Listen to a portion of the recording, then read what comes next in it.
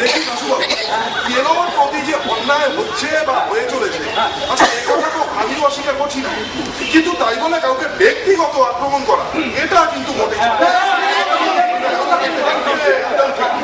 আমি বলছিলাম যে চেন দিয়ে বেঁধে রাখা যদি সম্ভব না হয় তাহলে আর কি উপায় আছে আপনারা বলুন। আমি তাড়াতাড়ি দুটো কথা বলে চলে যেতে চাই।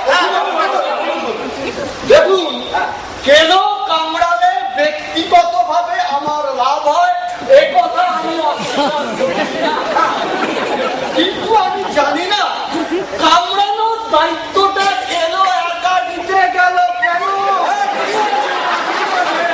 অপমানিত, নিপীড়িত, লাঞ্ছিত কুকুরের দল যদি অল্টারনেটিভলি কামড়াতো তাহলে কেন একটা ক্রিমিনাল হতো না? আপনি কি বলছেন? আমার কিছুই মাথায় ঢুকছে না। কেন বুঝতে পারছেন না? উনি বলছেন কাল থেকে কেলো একা কেন, লেরোগুলো মানা সবাই মিলে মিশে কামড়া।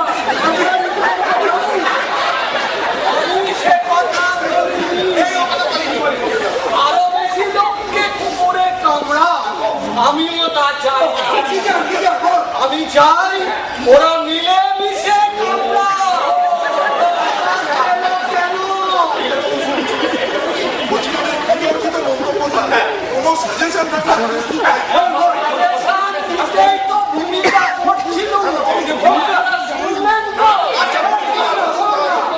আমি বলছিলাম একা কেলোকে নিয়ে যখন এতটাই সমস্যা তখন ওর মুখে একটা মাদুর পরিয়ে দিলে কেমন হয়?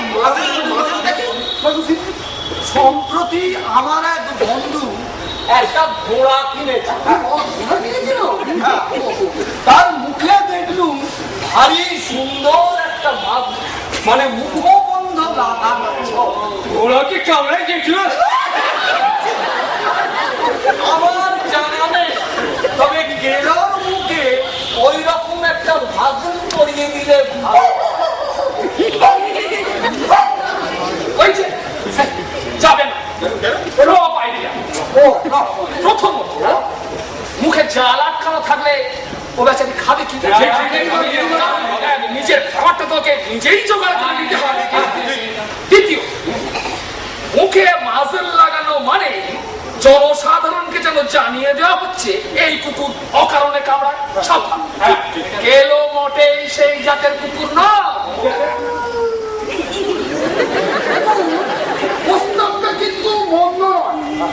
আমার মনে হয় যে অভদ্র কুকুরকে শাস্তি করার জন্য একটা ভদ্র উপায় বলা যেতে পারে।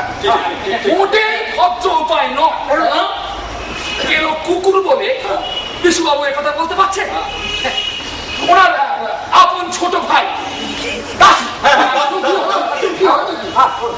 গেল বছর বাসে পকেট মারতে গিয়ে ধরা পড়ে 2 মাসের জেল খেটে এলো।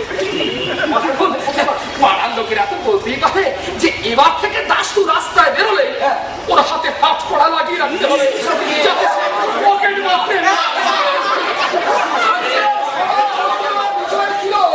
কেলোর অত্যাচার এই দাশুবাবু মূল বিষয়বস্তুটাকে একটা ঘুরিয়ে দেওয়ার চেষ্টা করছে। এটা আমার তীব্র আপত্তি রয়েছে। মূল বিষয়টি বিশুবাবু অনুধাবনী করতে পারে। কেন কেন কেন তাই মিথ্যা অভিযোগ করছে।